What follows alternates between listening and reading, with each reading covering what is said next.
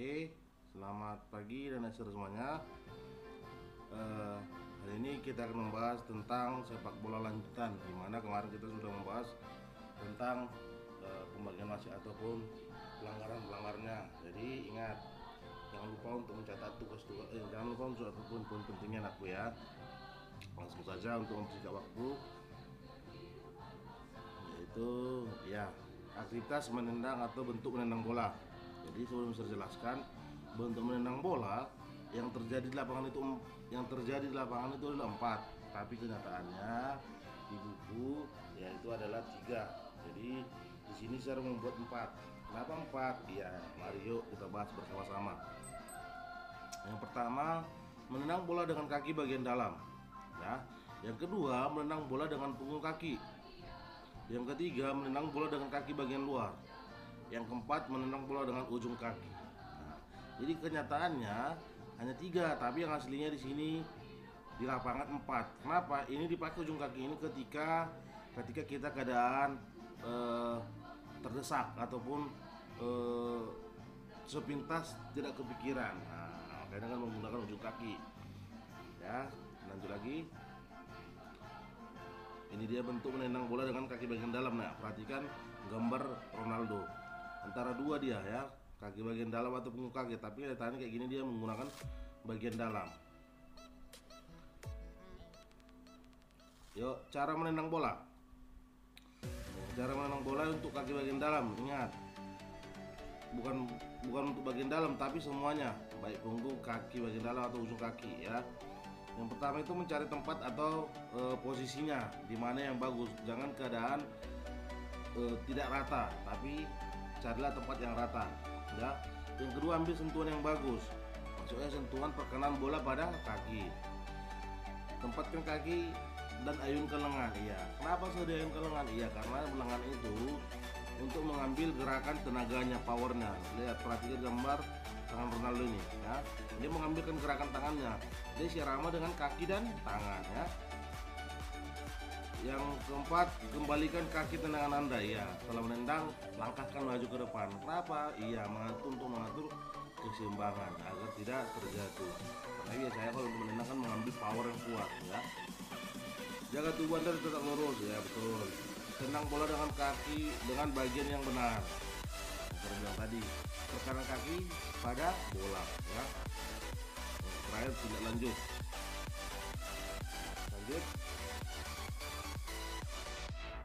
Teknik menendang bola ya. Ini teknik menendang bola ini dengan kaki bagian dalam ya, nah ya. Lihat, perhatikan ya.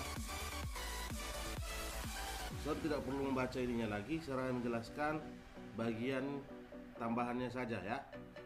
Yang ini, lihat, perhatikan kaki kiri, yang kaki kiri ini, yang kaki kiri. Lihat pada motionnya ya, kaki kiri ini bola tidak boleh melewati kaki kiri. Ini untuk gerakan dasarnya ya, untuk gerakan dasar menendang. Bola tidak melewati garis ataupun jajaran kaki kiri, ujung kakinya ya. Dia bersamaan dia di tengah ataupun di ujung kaki, atau mulai dari pangkal tengah kaki atau ke ujung matahari kakinya ya. Membentuk artinya gini, nah, membentuk L artinya membentuk 90 derajat. Nah, dari sini lurus, baru ini dia bentuk L dia. Jadi dia perkenannya pada bagian dalamnya. Ini bagian dalamnya. Inilah contohnya. Ini bagian dalamnya, bentuk 90 derajat. Tadi saya bilang tadi gerakan tangannya, iya, gerakan tangan itu membantu tenaga ketika kita menendang bola. Jadi siraman di tangan dan kaki itu sirama. Itu yang paling penting, sirama. Kenapa 90 derajat dia? Itu kalau untuk menendang bola secara diam ya. Kalau dia 90 derajat, berarti dia menggunakan kaki dalam itu lurus, sudah pasti lurus. Kalau misalnya miring kakinya tadi, iya. Kalau miring kakinya itu yang membuat bola keluar ya. Jadi kalau setelah kita menendang, ini kaki kiri ini tetap lurus, bukan mengunci keluar. Nah, itu bedanya. Kalau dia keluar itu menggunakan sisi bagian luarnya tadi, yang poin ketiga. Tapi kalau dia lurus ininya, setelah menendang, ini kaki ininya nggak boleh, yang ini tadi ujungnya ini nggak boleh ke samping, tetap lurus dia nak. Kalau dia lurus itu yang membuat bolanya menjadi lari ya. Lanjut.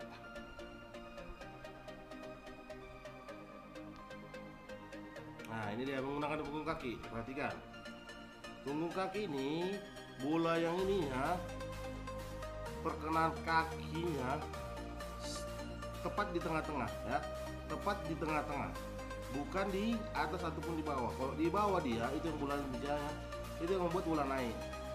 Artinya sama itu dengan menggunakan mengumpan dengan punggung kaki. Jadi gini nak, passing itu ada juga 3, kaki bagian dalam, punggung kaki, ataupun bagian luar. Jadi kalau ini kita menendang dengan punggung kaki, makanya dia di tengah, biar tendangannya arahnya lebih berat dan kuat. Kalau dia di bawah, ini bolanya naik membentuk parabol. Itu sama dengan mengumpan ataupun mempassing ya. Ini ya, ini tadi dia. Ini beda ya, tadi kan bagian dalam dia 90 derajat. Kalau ini dia 45 derajat. Artinya 45 derajat itu lebih miring ke luar dia, bentar, terjelaskan ya. Tadi ini ya, tadi kan lurus tadi ya kan. Kalau ini dia agak sedikit condong sedikit aja, artinya dia nggak nyampe kandas lah, dia sedikit 45 derajat dibandingkan tadi lurus. Makanya tadi saya bilang tadi, yang tadi kalau bagian dalam 90 derajat, bagian luarnya nanti 35 derajat dia, itu bedanya ya. Oke lanjut.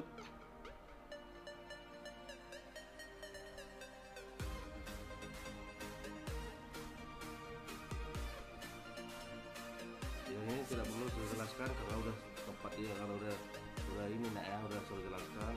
Saya cuma hanya menambahnya saja. Nah ini dia bagian luarnya. Kalau bagian luar dia ini pergelangan kakinya ini diputar ke kiri untuk gerakan lanjutnya. Itu artinya mengunci kaki dengan bagian luar. Kenapa dia ke samping? Karena dia untuk menendang itu menggunakan bagian luar yang susah. Biasanya nih untuk biasanya digunakan para pemain yang profesional ataupun menunjukkan skillnya. Iya. Jadi kalau udah nama bagian luar ini adalah gerak bola tipu. Jadi gerak bola tipu ini kita tidak tahu arahnya kemana. Nah, cuman yang tahu itu tergantung putaran kakinya dan feeling si penendang. Saya tadi bilang hanya skill dewa yang bisa melakukan ini. Kenapa? Karena susah. Yang menendang itu ininya nak, ya di bagian luarnya, sisi luarnya, bukan bagian dalam ini ya tadi yang saya bilang. Bukan di balik sisi ini, tapi di bagian ininya ya, inilah bagian luarnya. Makanya dikunci dia. Dan gerakan kakinya ini, kalau dia menendang, dia mengangkat kaki di atas lutut. Kalau dia tadi bunyi kaki nggak malah begitu, atau gunung kaki bagian dalam. Tapi kalau bagian luar ini asli setinggi tingginya. Kenapa? Dia mengambil sisinya. Perkenannya itunya yang paling bagusnya dia, yang paling bagusnya di sini, pangkal anak ibu jari ini. Nah, bukan di bagian ini, bukan bagian belakangnya, enggak. Mulai dari tengah sampai ke anak ibu jarinya. Nah itu dia menggunakan bagian kaki bagian luar yang paling bagus. Sampai sini paham anak sir? Nanti kalau kira-kira belum paham boleh tanya ya. Yang penting ininya udah jelas, terbuat, tertambahin. Nah ini tadi dia 35 derajat, lebih serong dia. Kakinya nanti untuk gerakan akhirnya 35 derajat, lebih miring lagi dia ya. Jadi dia menggunakan ujung kaki. Yuk kita bahas sama-sama. Jadi ini nak, gini, ujung kaki ini biasanya digunakan ketika mendesak ataupun untuk memperebutkan bola antara pemain penyerang dan bertahan, antara A dan B. Ketika B mulai berlari, si A mendekati, udah rasanya dia lebih dekat, ataupun ketika si B udah mau mendekat ke si A, ya mau tak mau harus menggunakan ujung kaki. Dan ujung kaki ini tidak kalah kuatnya dengan punggung kaki. Jadi kalau ditanya, "Sir, tindakan mana yang lebih drastis? Sebenarnya kalau menurut saya ini ya, untuk menendang bola yang keras itu menggunakan punggung kaki. Kenapa dia?